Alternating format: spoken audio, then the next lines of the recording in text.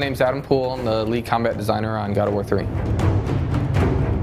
My specific role is working with the entire department of combat designers, and we deal with everything that has to do with characters, from Kratos to the little civilian guy that Kratos rips apart, to some story characters. Anytime that a character is involved, a combat designer is there. God of War 2, we had this fully built-out engine. We can do whatever we want to right away. In God of War 3, we need to bring all of that technology over, but we also need to raise all the standards. And some of the nice things that it gives for us is we have a lot less limitation when it comes to animation and animation data.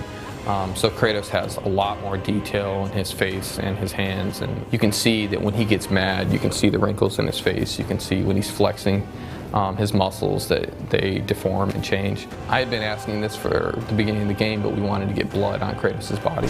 About a month or so before E3, we finally got that in when it was like a last minute thing. I don't know if we're gonna get it in time, all that. As soon as we got it in, put it in, after just like a minute or so, and put it on like the Cyclops eye rip and a couple of those kills in the game, and it was just like, this makes perfect sense. It sells these moments so much better, makes them feel like they're really alive.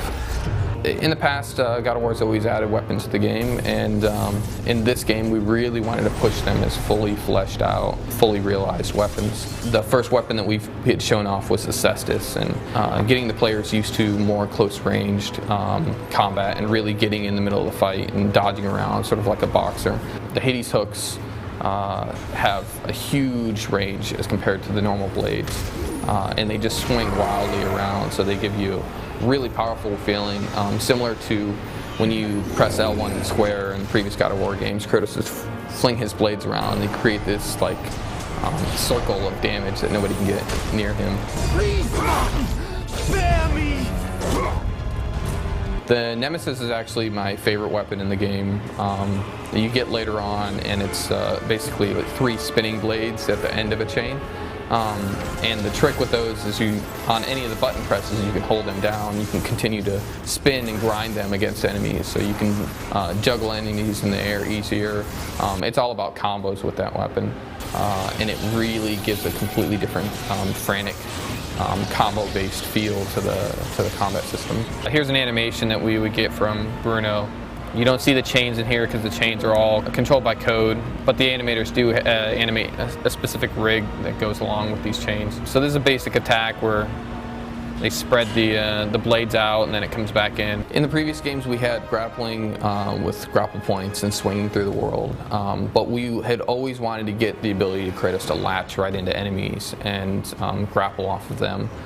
So that was one of the early pieces of technology that we got in, was the ability to latch into a grunt or a Cyclops or whoever. Kratos yanks himself right into the middle of the battle. Dealing with button mashing has always been a sort of a positive thing with God of War and a negative thing. The positive thing is we do make sure that the game is accessible and something that everybody can enjoy and feel really, really powerful.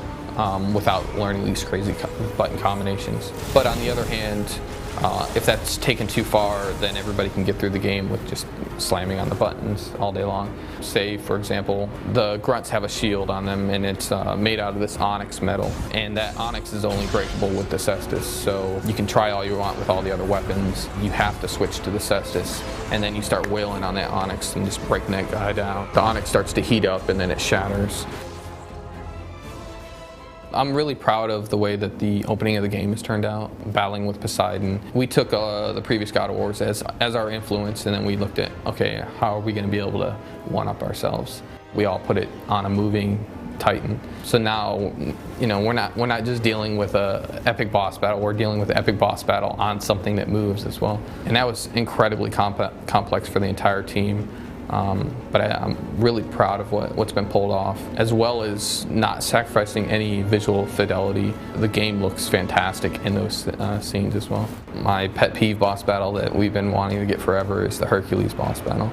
And we wanted to get him in God of War 2, but we really want to pay him his dues, make sure that he gets enough respect from the franchise, because we're all about Greek mythology, and Hercules is one of the top names that comes up. We ratcheted the game up a couple difficulties to impossible, which I think it's called Spartan now. And the game is a ton of fun for us to play through. God of War 3's really gotten you to switch weapons and use a lot more of your abilities than you've ever had to before.